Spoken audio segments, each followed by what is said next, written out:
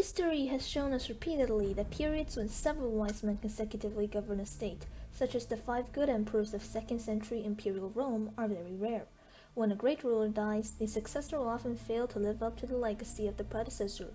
This is what happened to the Roman Empire after Justinian died, and we will talk about it today in this episode of Eastern Rome Summarized. You might remember that the childless Justinian hoped to pass his throne to his cousin Germanus, but he died suddenly in 550, so when the emperor died on November 14, 565, he was heirless. But thank God the Romans didn't have a succession crisis, because one of Justinian's nephews, Justinus, managed to gain the support of the Senate and power was transitioned peacefully. Justinus II had become the Roman emperor, and he killed his cousin of the same name, eliminating the competition to the throne. Justinus II began his reign by revoking Justinian's unpopular measures and granting tolerance to the Monophysites. He also calmed the ever-rowdy Blues and Greens and launched several building projects. He had great expectations for himself. He was Justinian's nephew, and his wife Sophia, the niece of Theodora. He really thought that he would be as great as, and even surpass his uncle, like Justinian with Justinus I, and so he was ambitious and even arrogant. However, he lacked Justinian's resources and capability. This problem became evident in the foreign policy of Justinus. The empire was in a weak state, the army was spread thin, enemies were on all sides, and Justinus acted aggressively. With the treasury empty, Justinus stopped paying tributes to the neighboring states and offered no alternative compensation. This pissed the barbarians and Persians off. The Avars on the Danube pushed the Lombards west. Seeing Italy as a vulnerable region without Narses to defend it, the Lombards invaded in 568 and undid most of Justinian's hard work in a short time, leaving Italy looking like this. Justinus did nothing about it. In 569, the Avars wished to negotiate and Justinus sent his friend Tiberius, the comes excubitorum, to do so, but the emperor was displeased at the terms and ordered Tiberius to make war instead. The Moors in Africa revolted that year, but Justinus did nothing about it. The Gok Turks allied with the Romans, and this deeply disturbed the Persian Shah, Khosrow. In 570, the Persians invaded Yemen and expelled the Romans' Aksumite allies, further damaging the relationship between the two states.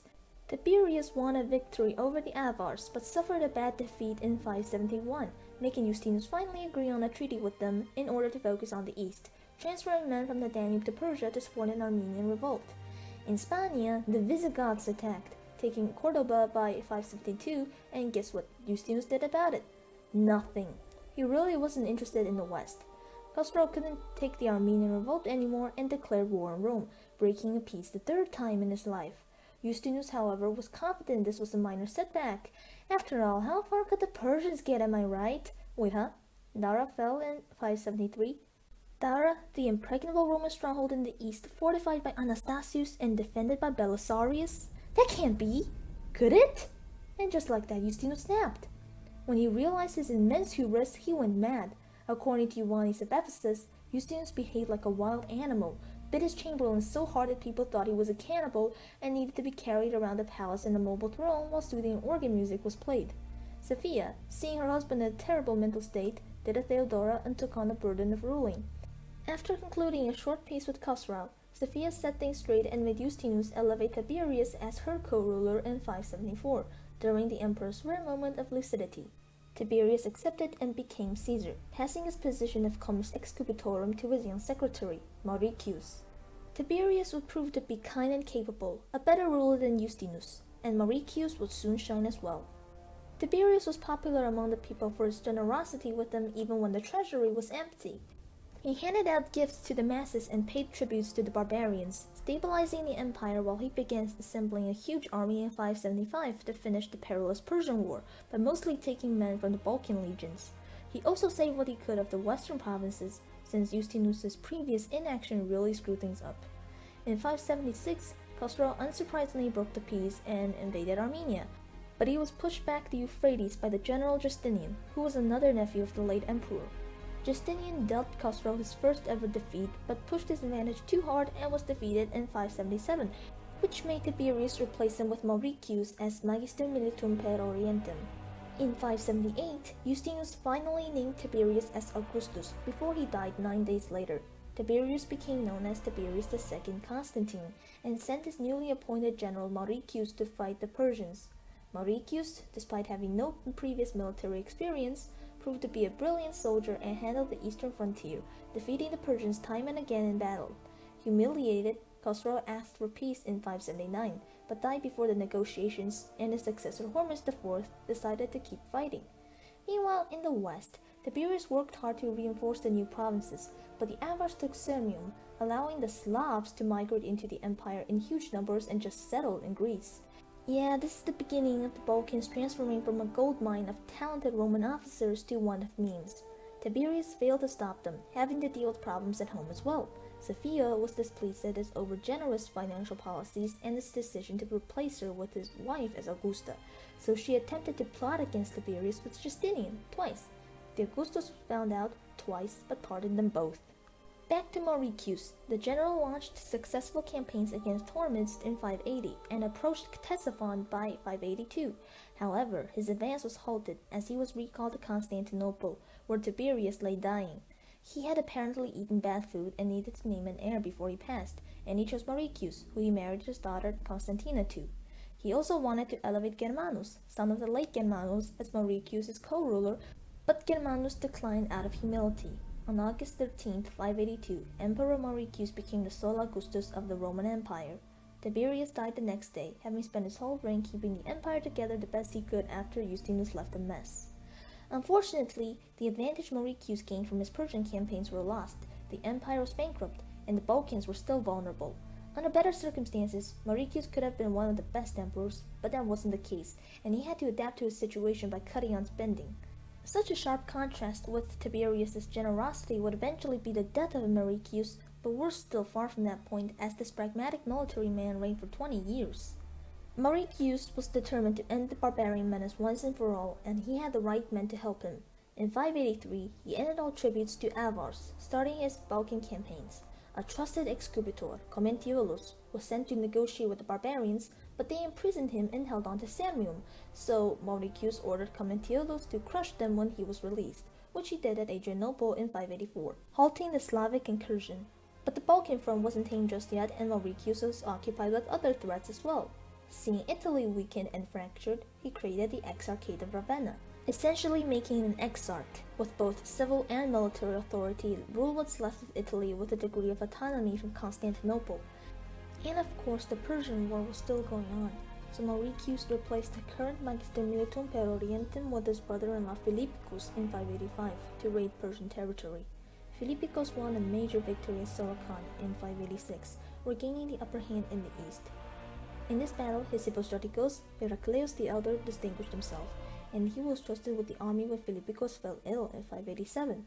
However, it was in this year that Mauricius, hoping to cut the budget, started supplying soldiers with pre-bought equipment rather than paying them, so he could save military spending by 25%.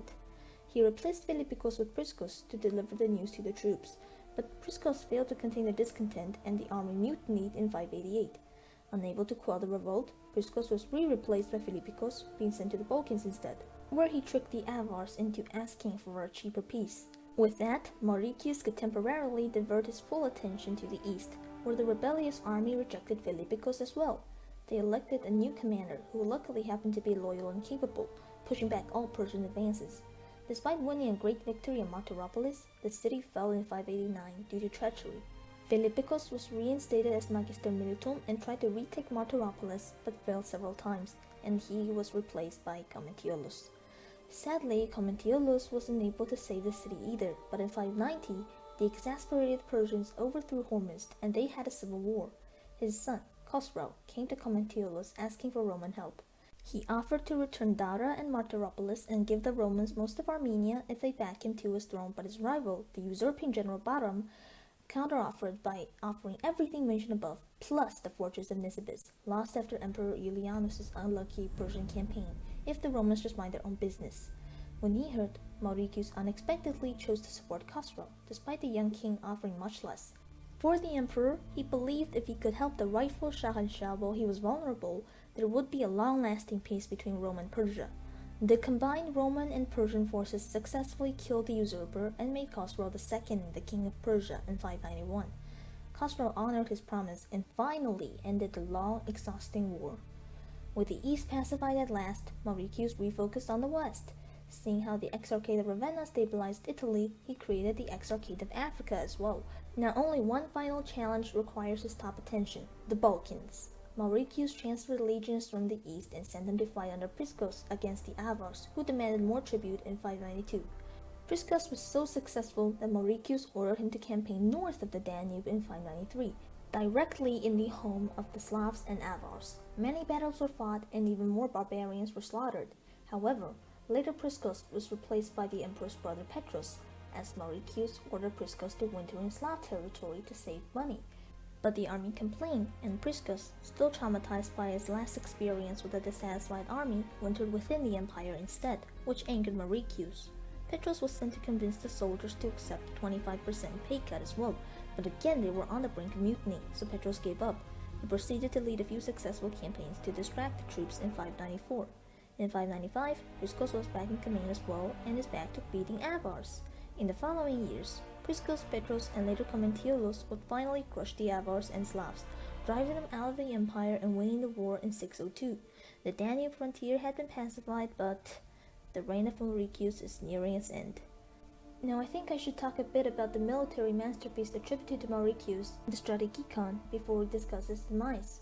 After years of campaigning in the east, north, and west, Mauricius took all the hard-earned experience and summarized them in one compact guidebook for future generals to use as reference on the military tactics adapted to the needs of the weakened Roman Empire.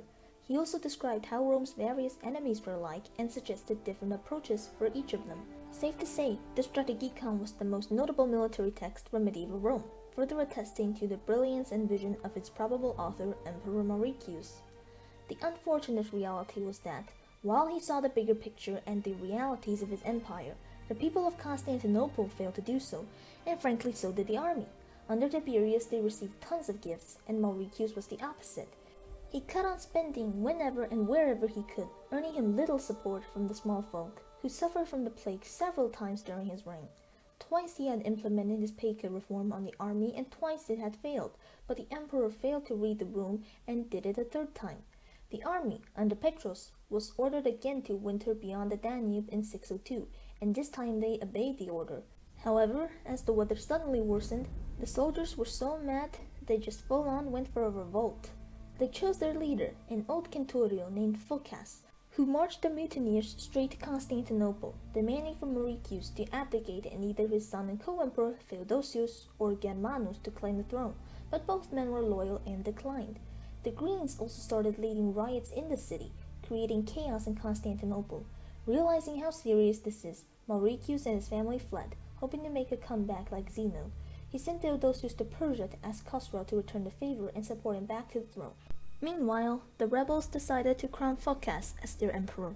Phocas was angry that the Blues wouldn't support him since the true emperor was still alive, so the usurper tracked down Mauricius in Chalcedon and butchered all his sons before his eyes before killing him as well on November 27. All those loyal to Mauricius were deposed one way or another. Commentiolus and Petrus were executed, while Philippicus, Empress Constantina, and her daughters were sent to monasteries. Germanus and Priscus were kept on a tight leash.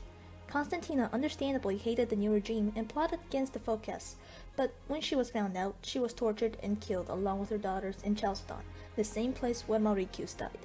Now, Phocas ruled without opposition. The usurpation of Phocas was the first violent coup to succeed in the Eastern Empire, making it a turning point in Eastern Roman history. For 2 centuries, transitions of power in the East had been peaceful, which is why it was more stable and stronger than the West. This civil war had greatly weakened the Romans, and much of Mauricius' legacy fell apart soon after his death. The Avars went back to ravaging the Balkans, and Khosrow II, after receiving news that Mauricius had died, used this as a pretext for war.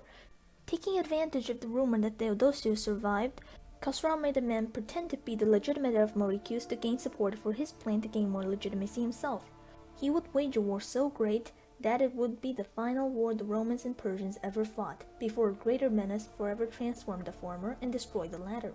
Khosrow II was as ambitious and great as Khosrow I, that had a hero not rose to dethrone Phocas and counterattack the Persians, the Roman Empire could have ended in the 7th century. Who is this hero? I'm glad you asked. You see, the trusted second-in-command of Philippicus, Heraclius the Elder, was made Exarch of Africa in 598, so he was far away from the capital when things fell apart. Soon all of Constantinople saw what a crap little Phocas was, and Prisco sent a letter to Heraclius asking him to overthrow the tyrant. Heraclius would honor the request, but his son, also named Heraclius, would be the one to finally kill Phocas and face the Persian threat. Heraclius is the Herculean hero I speak of, and his reign will be the topic for the next episode of Eastern Rome Summarized. Stay tuned! If you enjoyed the video, have questions, or would like to correct a mistake I made somewhere, feel free to leave a comment. Also, please consider liking the video and subscribing to the channel. Thank you.